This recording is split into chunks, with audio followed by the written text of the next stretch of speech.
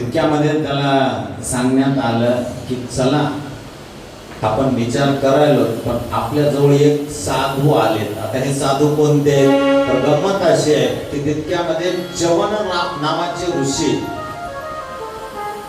भक्त प्रल्हाद कुठं राहतो? पाताळामध्ये.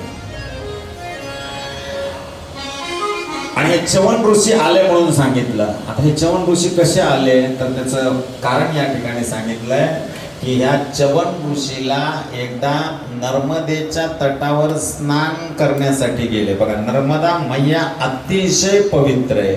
ज्यानं नर्मदेची परिक्रमा केलेली आहे, माझी परिक्रमा एकदा मागच्या 1.5-2 वर्षापूर्वी झालेली, 60 भाविक भक्त होते माझ्यासोबत, परंतु एकदा नाही 3दा केली पाहिजे नर्मदा परिक्रमा. म्हणून चालू आहे प्रयत्न. बऱ्याच भाविक भक्ताचं म्हणणं आहे की महाराज आपल्याला लवकरात लवकर नर्मदा परिक्रमा करायची. काही भाविक भक्त या कथेमध्ये उपस्थित आहेत, त्यांना माहीत आहे, पण सगळं अंतिम स्वरूप त्याचं चालू आहे. तर नर्मदेच्या तटावर स्नान करण्यासाठी गेले. कोण? च्यवन ऋषी. तिथे एक तीर्थ आहे बघा, ज्याने ज्याने पंढरपूरला नर्मदा पुराण ऐकलेलं आहे त्याच्यामध्ये सुद्धा ही कथा आलेली होती. नकुलेश्वर नावाचं तीर्थ आहे नर्मदेच्या तटावर. नर्मदा ही वैराग्याचं प्रतीक आहे. नर्मदा मैया म्हणजे जे जे नर्मदा परिक्रमा पायानं करताय ते वैराग्यवान असते. बघा, ते चेहरा, राहणं, संसारामध्ये जास्त मन नसते त्याचं. वैराग्याचं प्रतीक आहे नर्मदा मैया म्हणजे. आणि एकच नदी अशी आहे, ती नदी पश्चिमेकडे वाहते. बाकीच्या सगळ्या नद्या पूर्वेकडे, पूर्वाभिमुख आहेत, पण नर्मदा मैया पश्चिम दिशेला म्हणजे उलट प्रवाहामध्ये वाहते. आता ती का वाहते काय नाही याचं कारण बरेचदा आपण सांगितलेलं आहे. आणि ही भगवान श्री शंकराच्या शरीरावर जे घाम आलेला आहे, ह्या घामापासून उत्पन्न झालेली नदी आहे. तिचं नाव काय आहे? नर्मदा मैया, किंवा दुसरं नाव आहे रेवा मैया. ह्या एकाच नदीचं पुराण आहे, बाकीच्या कोणत्याही नदीचं पुराण नाही. नर्मदा पुराण या नर्मदा मातेचंच आहे. म्हणून अशा नर्मदा मातेच्या चरणावर काय करू आपण? साष्टांग नमस्कार घालू. कारण का? गोड चरित्र आहे. अमरकंटक वाली तुम हो भोली भाली मैया, अमरकंटक वाली तुम हो भोली भाली मैया, अमरकंटक वाली तुम हो भोली भाली मैया,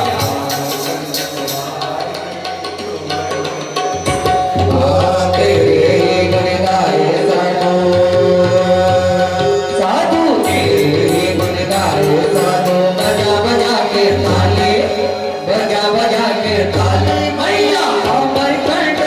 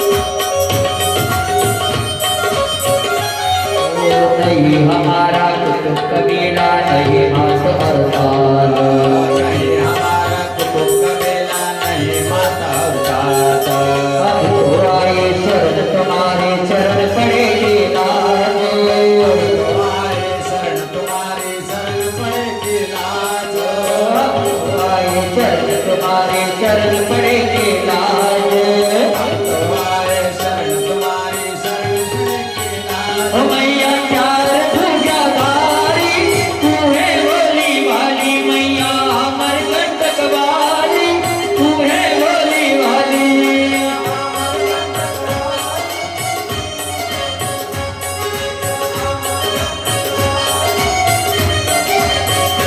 ओ तेरे गुण गाए साधो साधो तेरे गुण गाए साधो बजा बजा के ताली अरे बजा बजा के ताली मैया अमर कंटक वाली तू है भोली वाली मैया अमर कंटक वाली तू है भोली वाली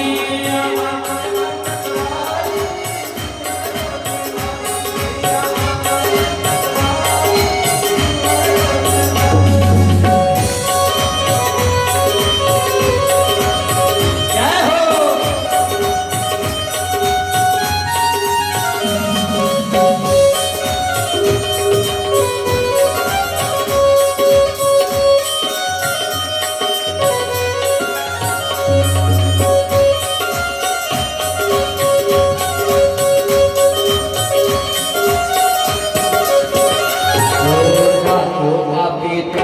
तारे लगी न पलकी तेरा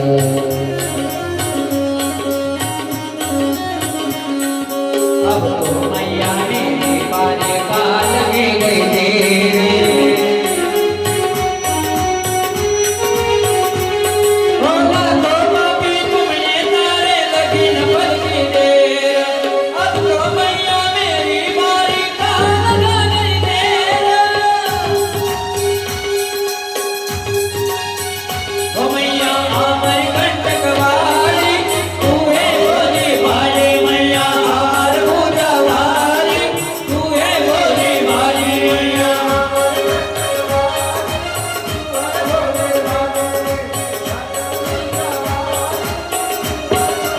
ओ तेरे गुण गाए साधो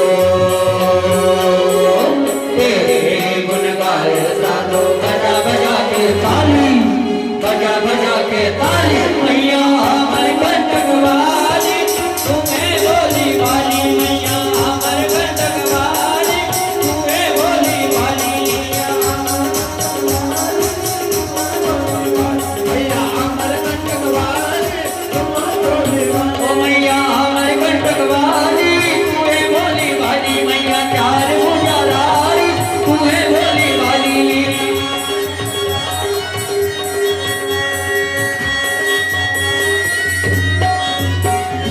नर्मदे हर नर्मदे हर नर्मदे हर म्हणून कसं काय कुठं जायचं आता तर तितक्यामध्ये च्यवन ऋषी आले. आता च्यवन ऋषी का आले तर च्यवन ऋषी नर्मदेच्या तटावर नकुलेश्वर तीर्थामध्ये स्नान करायला गेलेले होते. आता गंमत अशी झाली नर्मदेच्या पाण्यामध्ये थोडं खोलवर गेले हे च्यवन ऋषी. बघा च्यवन ऋषी माहित आहेत ना आपल्याकडे जे च्यवनप्राश आहे की नाही त्याच्याच नावाने त्याने च्यवनप्राश काढलेला आहे तरुण व्हायचं म्हणून. नर्मदेच्या पाण्यामध्ये गेल्या गेल्या भल्या एका मोठ्या सापानं ह्या च्यवन ऋषीच्या पायाला पकडलं आणि पकडल्यानंतर हा साप जे आहे फार मोठा साप या च्यवन ऋषीला पकडून पाताळामध्ये नेलं. च्यवन ऋषीने विचार केला बापरे हे सापानं मला पकडलं. परंतु च्यवन ऋषीने तितक्यामध्ये हुशारी केली. भगवान श्री विष्णूचं स्मरण केलं. भगवान श्री विष्णूचं स्मरण केल्यामुळे काय झालं ह्या सापानं त्यांना पाताळामध्ये नेऊन सोडून दिलं.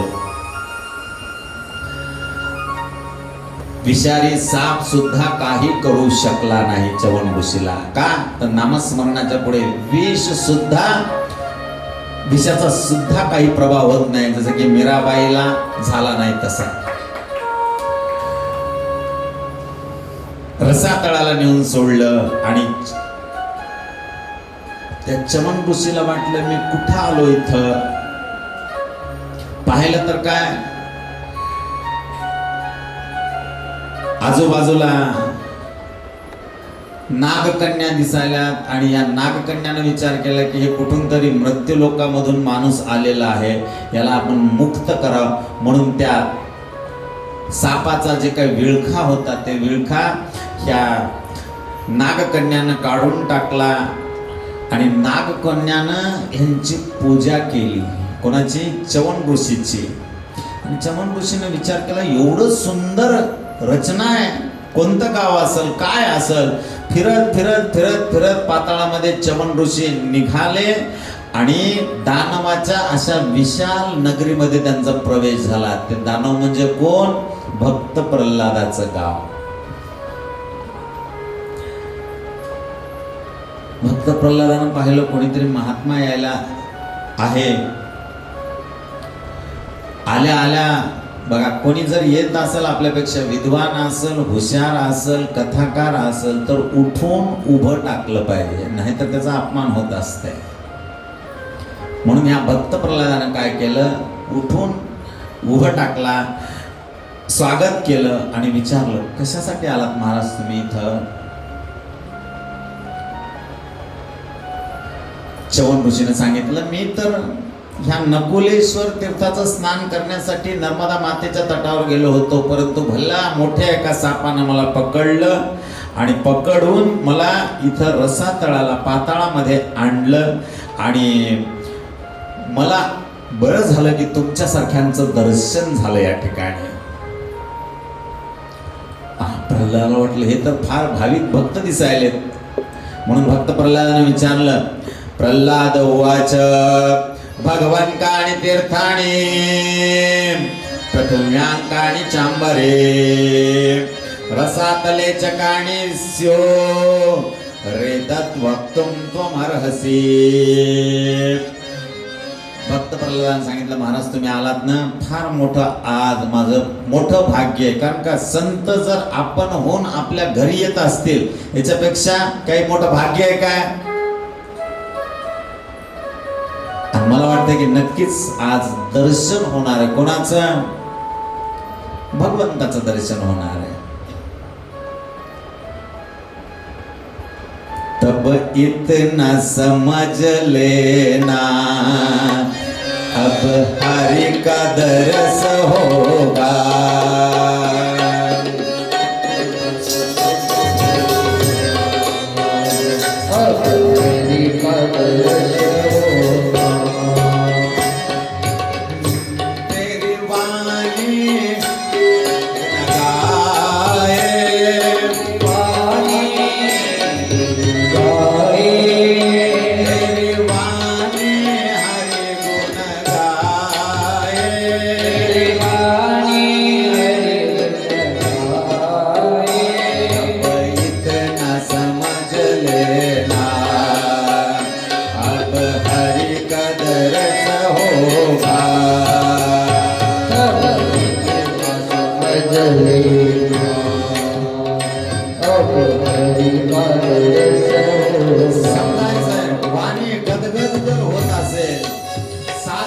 दर्शन झालं असेल तर समजायचंय की आता मात्र दर्शन होणार आहे. कोणाचं? पांडुरंग परमात्म्याचं दर्शन होणार आहे. मेरी वाणी गद गद होवे, मेरी वाणी गद गद होवे, इतना समझ लेना अब हरि का दर्श होगा.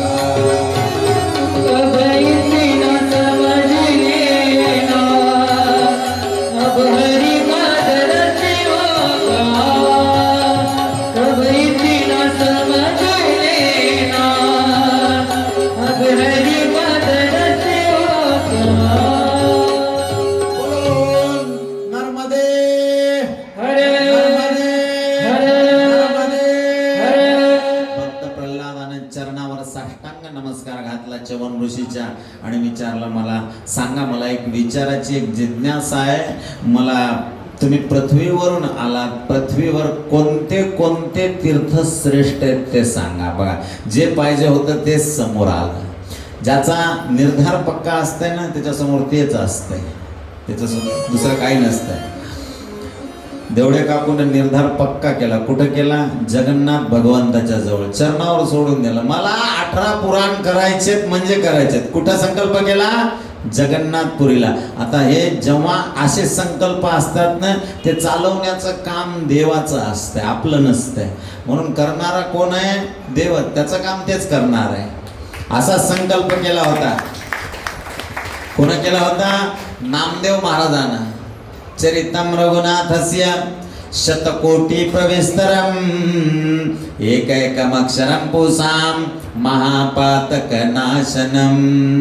नामदेव महाराजाला वाटलं की वाल्मिक ऋषीनं एवढं मोठं चरित्र रामचंद्र प्रभूचं लिहिलं. चरितम रघुनाथस्य शतकोटी प्रविस्तरम, 100 कोटी श्लोकामध्ये लिहिलं. आणि मी माझ्या पांडुरंग परमात्म्याचं तेवढं का भंग करू नये? केला संकल्प, मी सुद्धा तेवढीच रचना करणार आहे. पांडुरंग परमात्मा म्हणले, अरे नामदेवा, त्यावेळेस आयुष्य किती होतं माहिती आहे का? ते त्रेतायुग होतं, आता कलियुग आहे. 100 वर्षे माणूस जगत नाही. आणि एवढे अभंग कसे करायचे? नामदेव महाराजांना सांगितलं, ते मला बाकी माहित नाही. आगाऊ सांगू नको तुम्हाला.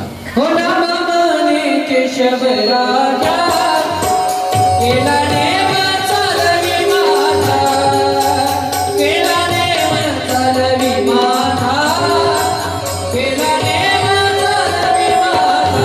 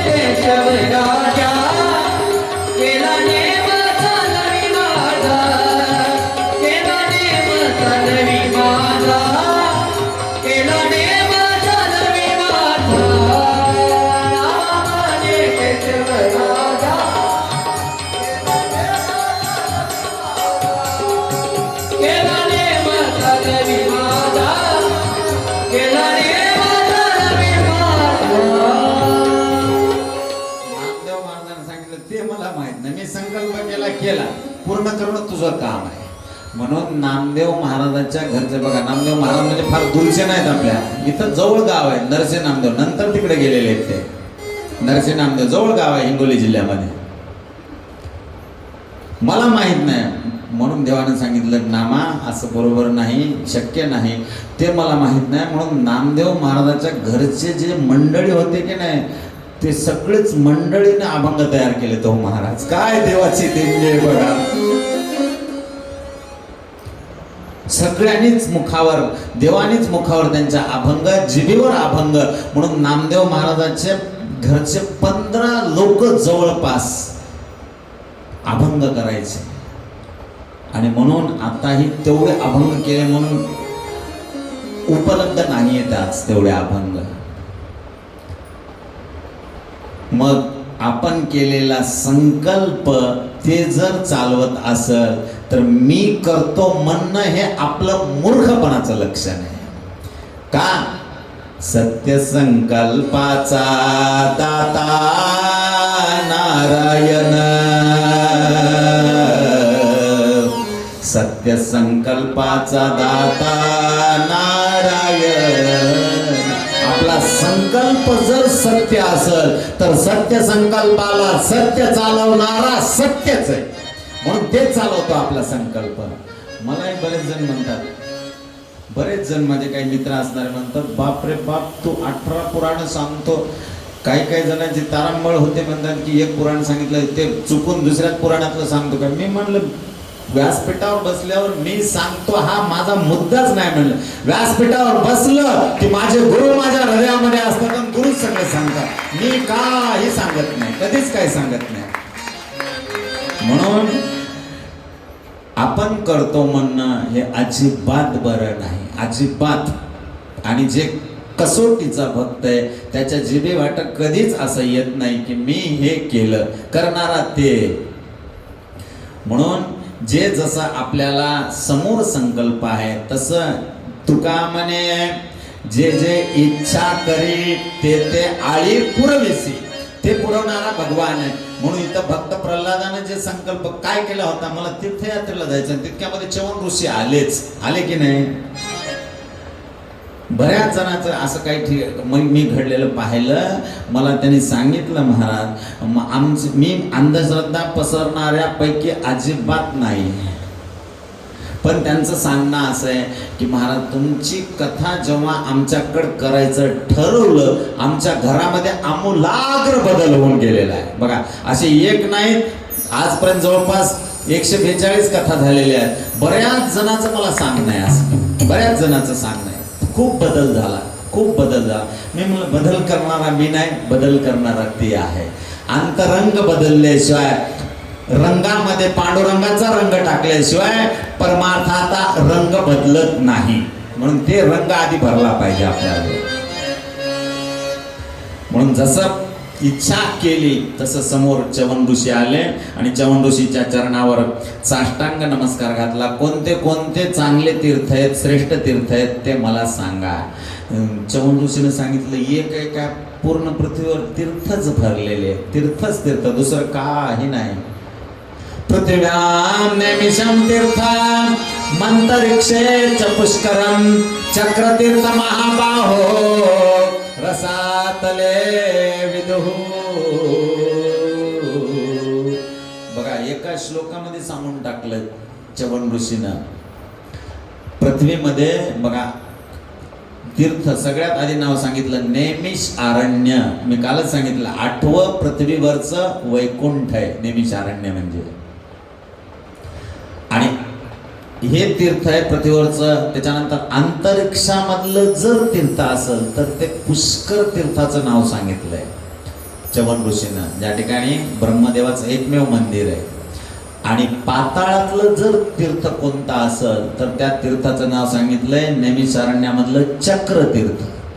हे 3 तीर्थ पृथ्वीवर अतिशय श्रेष्ठ आहेत. आता असं ऐकल्यानंतर आणि प्रल्हाद भाविक भक्त आहे, त्याला काय वाटत, चला आपण कुठं जाऊ, नैमिषारण्यामध्ये जाऊ. वाटणं साहजिक आहे की नाही, साहजिक आहे. तसंच वाटलं त्याला. ठीक आहे म्हणे, मी निघणारच आहे, आता लगेच निघणार आहे. सगळ्या दानवाला सांगितलं, सगळ्याला निरोप दिला, चला आपल्याला जायचंय. कुठं, तीर्थयात्रेला नैमिषारण्यामध्ये. प्रल्हाद उवाच उत्तिष्ठं गमिष्यामः स्नातुं तीर्थं हि नैमिषं द्रक्ष्याम पुंडरीकाक्षं पीतवास समच्युतम्. मी पाहणार आहे कोणाला, पिवळा पितांबर धारण कोणी केलेला आहे बघा. ज्यानं पिवळा पितांबर धारण केलेला आहे त्याचं दर्शन मी घेणार आहे. कोण म्हणतंय, भक्त प्रल्हाद. तुळसी हार गळा कसे पितांबर, बघा पितांबर, पीत म्हणजे पिवळा, आवडे निरंतर हेची ध्यान. अजून कसा पाहणार आहे मी, पांडुरंग परमात्मा भगवान श्री विष्णू कसा पाहणार आहे, पितांबर धारण करणार आहे. आणि ज्याचे नेत्र कमळासारखे आहेत, कमला समान ज्याचे नेत्र आहेत, अशा भगवंताचं, अच्युत भगवंताचं मी दर्शन घेणार आहे. सगळेजण म्हणले वा वा वा वा, चला चला चला चला चला चला चला म्हणले. निघाले, पाताळातून बाहेर निघाले आणि सगळेजण पाताळातून निघाल्या नैमिषारण्याचे जे काय मार्ग आहे त्या मार्गामध्ये, त्या मार्गाकडे यांनी समोर प्रस्थान केलेलं आहे. आणि नैमिषारण्यामध्ये काय काय आहे तर नैमिषारण्यामध्ये एक नदी आहे. कोणती नदी आहे, गोमती. गोमती नदी का नाव पडले गोमती? गो म्हणजे गाय, मती म्हणजे बुद्धी. ज्याची बुद्धी गायीवर आहे तिचं नाव आहे गोमती. ह्या गोमती नदी कशी आली पृथ्वी तलावर? तर त्याचं कारण सांगितलंय. गोमती नदी ही पृथ्वी तलावर भगवान श्रीकृष्णानं आणलेली आहे. ती कशी आली हो? तर त्याच्यासाठी चिंतन सांगितलंय. एकदा काय झालं, दुर्वास ऋषी द्वारकेच्या बाहेर आले. यांना कोणी जवळ बोलवायला तयार नाही, कारण का फार रागीट आहे ते. दुर्वास, दूरच राहिलं पाहिजे याच्या. किंवा दुसरा अर्थ असा आहे की दुर्वेचा रस काढा पिऊन यांनी तपश्चर्या केली आणि जीवन आपलं धगवलेलं आहे, अन्न वगैरे काही खाल्लेलं नाही. दुर्वास ऋषी आले द्वारकेच्या बाहेर, कोणीच बोलवत नाही. भगवान श्रीकृष्णाला कळालं दुर्वास ऋषी आले, म्हणून भगवान श्रीकृष्णाने निरोप पाठवला. कोणाला? दुर्वास ऋषीला. महाराज या, मी सेवा करतो तुमची. गावातले लोक म्हणले बापरे, अवघड दिसायला म्हणले फार. दुर्वास ऋषीनं लगेच निरोप पाठवला, मी येईल द्वारकेमध्ये, परंतु मला बैलानं जुंपलेली गाडी चालणार नाही. त्या गाडीला तुम्ही दोघं जण बैल म्हणून असलं पाहिजे. कोण कोण?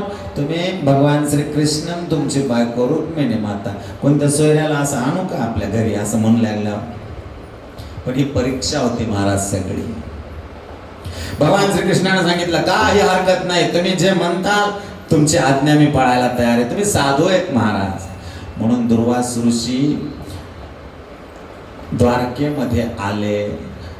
एका खांद्यावर रुक्मिणी माता जू धरलेला आहे, दुसऱ्या खांद्यावर भगवान श्रीकृष्णानं जू धरलेला आहे. आणि बैलगाडीमध्ये, लाकडाच्या बैलगाडीमध्ये बसून द्वारकेमध्ये आले. जू पकडून ओढून रुक्मिणी मातेला तहान लागली. आणि तहान लागली तर आता पाणी कोणाला मागणार आहे? भगवान श्रीकृष्णाला. भगवान श्रीकृष्णाला पाणी मागितलं रुक्मिणी मातेनं. भगवान श्रीकृष्ण आता खांद्यावर जू कुठलं पाणी आणून देणार आहे? म्हणून आपला डावा पाय जमिनीमध्ये समुद्राच्या जवळ जोरात डावा अंगठा दाबला. गोमती माता प्रकट झाली. बोलो गोमती मैया की. आणि थेट रुक्मिणी मातेच्या तोंडामध्ये पाणी गेलं, धार गेली रुक्मिणी मातेच्या तोंडामध्ये. पण इकडं बाबाला जमलं नाही. हे म्हणले हे काय केलं? माझा आदेश होता का पाणी प्यायचा तुमचा? तुम्हाला पाणी द्यायचा आदेश होता का माझ्या आदेशाशिवाय, माझ्या परवानगीशिवाय कसं काय तुम्ही पाणी पाजवलं हिला? म्हणून मी आजपासून तुम्हाला शाप देतो, तुमच्या दोघांचं जमणारच नाही. म्हणून दोघांचं जमतच नाही महाराज. एका ठिकाणी मंदिरच नाही. द्वारकेला गेला तरी मंदिर 3 किलोमीटर दूर आहे रुक्मिणी मातेचं. पंढरपूरला गेला तरी एका ठिकाणी नाही, बाजूला आहे. तिरुपती बालाजी गेला तर हे वरण ही खाली. जमतच नाही. दुर्वास ऋषीचा शाप आहे. आणि दुसरा एक शाप देतो, या द्वारकेमध्ये कधीच अन्नधान्य काही पिकणार नाही. माझा शाप आहे, जा तुम्हाला. म्हणून तुम्ही द्वारकेला जा. आजूबाजूला 5-10 किलोमीटर पर्यंत काही शेतीच नाही महाराज. तिथं काही शेती नाही. एवढ्यावरच जमलं नाही. आता पुढचं चरित्र सांगून मोकळं होतो. परत परीक्षा घ्यायचं ठरवलं. कोणी? आता गोमती नदी का आली हे कळालं आपल्याला. अजून परीक्षा घेतली. एवढी होऊन परीक्षा संपलीच नाही. अजून परीक्षा घ्यायचं ठरवलं दुर्वास ऋषीनं. काय म्हणले? मला राहायचंय म्हणले. भगवान श्रीकृष्ण म्हणले सोन्याचा महाल आहे, चला राहा की माझ्या महालामध्ये.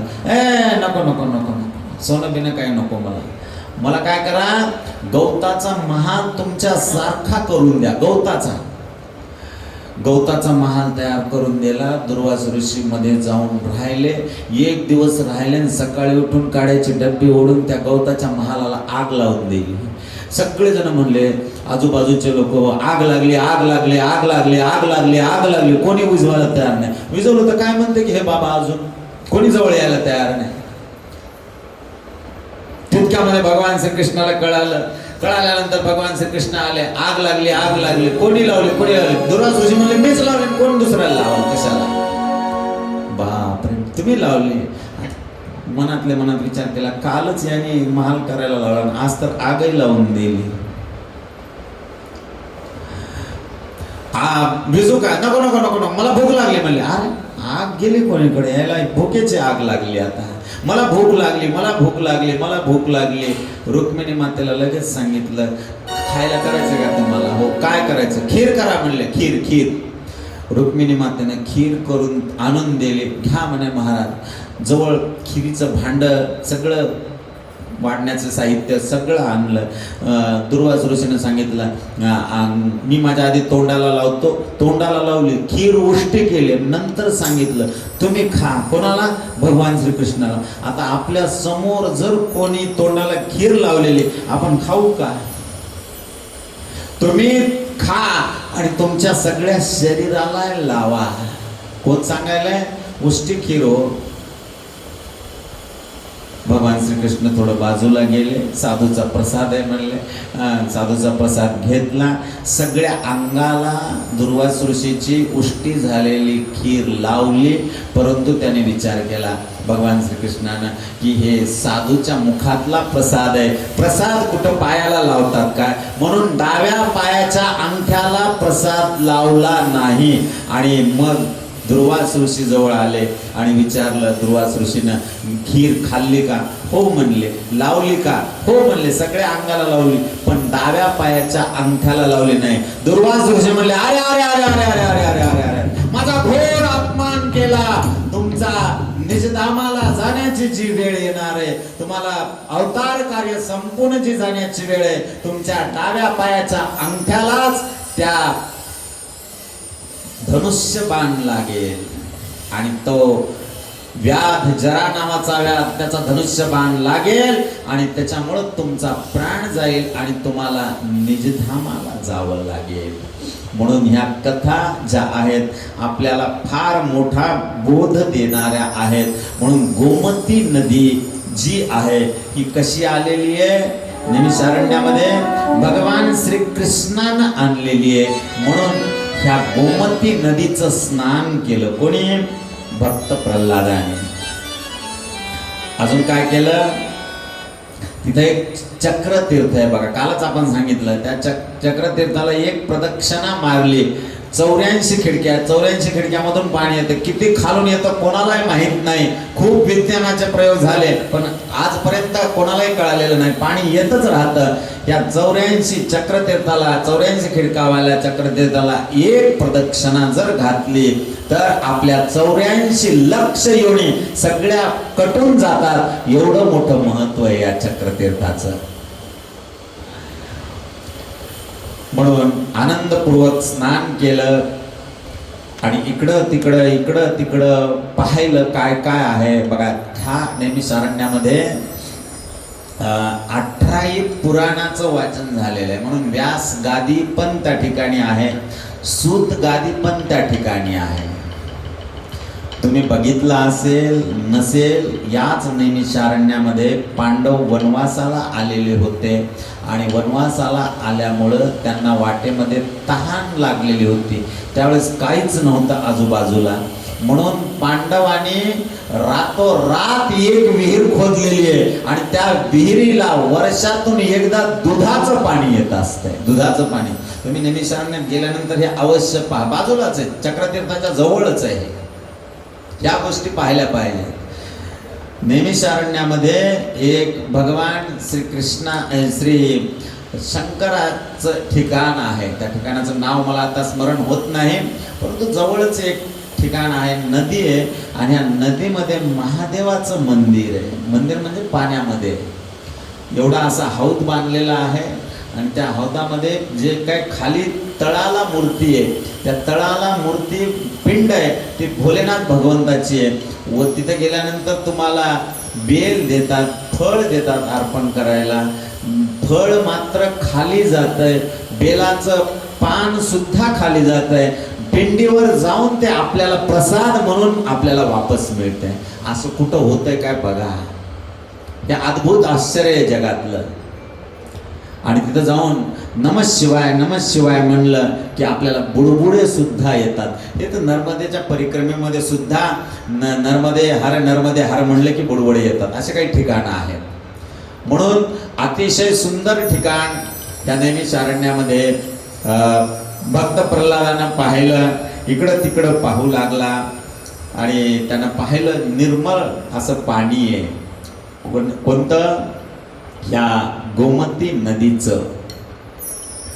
आणि पाहत पाहत पाहत पाहत पाहत त्याला अजून काय काय दिसलं त्याचं वर्णन या ठिकाणी आलेलं आहे.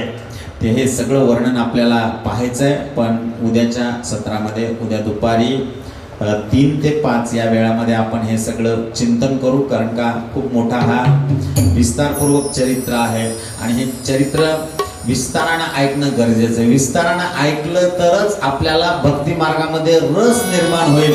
नाहीतर उगा इथून तिथे कोलांटोड्या मारल्या तर काही कळणार नाही. म्हणून कोलांटोड्या मारणं काहीही कामाचं नाही. म्हणून थोडंसं विस्तारपूर्वक आहे. म्हणून आजची झालेली सेवा आपण श्री पांडुरंग परमात्म्याच्या चरणावर अर्पण करू. एकदा प्रेमाने सगळ्यांनी भजन मात्र करायचं आहे. आणि उद्या जे काय वामन पुराणामध्ये अतिशय सुंदर माहिती आहे त्याचं चिंतन आपल्याला उद्याच्या सत्रामध्ये दुपारी 3 ते 5 या वेळामध्ये करायचं आहे. श्री ज्ञानदेव श्री तुकाराम, श्री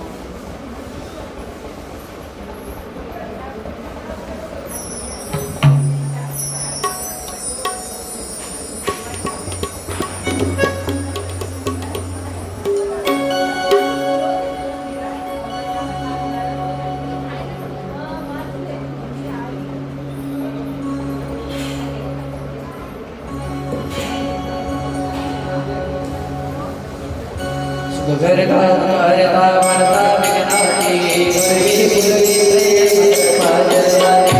देवांगे मंगल तुझे देवनाथे खंडे हरे माल मुक्ता भवाते जय देव जय देव दर्शन मात्रे मन शरण मात्रे मन कामना पूर्ती जय देव जय देव रत्नाकरी दरबारा दुर्गौरी गुणा चंदनाचे मोठे गंगे जया हिरे जैता मोठा शोभतो बरा अर्जुन देना कोरे करणे गागरिया जय देव जय मंगल मूर्ती हो श्री मंगल मूर्ती दर्शन मात्रे मन शरण मात्रे मन कामना पूर्ती संबोधन के नामर परिवर वंदना सरल सोट रुद्र कंसत्रे वेना दास माता वरवाए सदा संकट के तावे जय देव जय मंगल मूर्ति हो श्री मंगल मूर्ती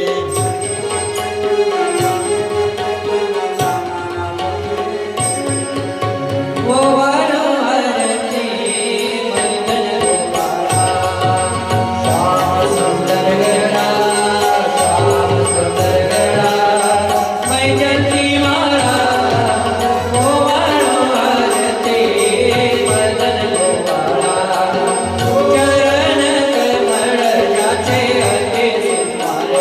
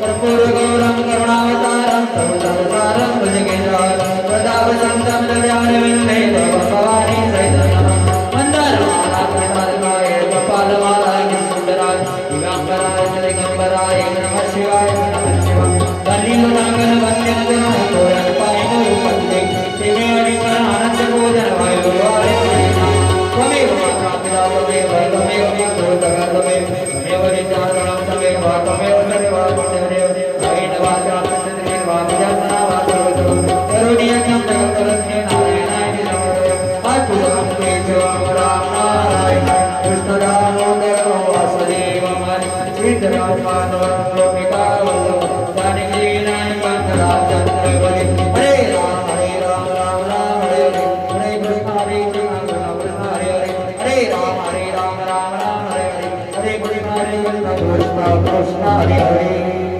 ओम यज्ञेन यज्ञवैजन्त देवास्तानि धर्माणि प्रथमान्यासन् तेह नाकं महिमानस्य जन्त यत्र पूर्वे साध्या सन्ति देवाः ओम राजाधिराज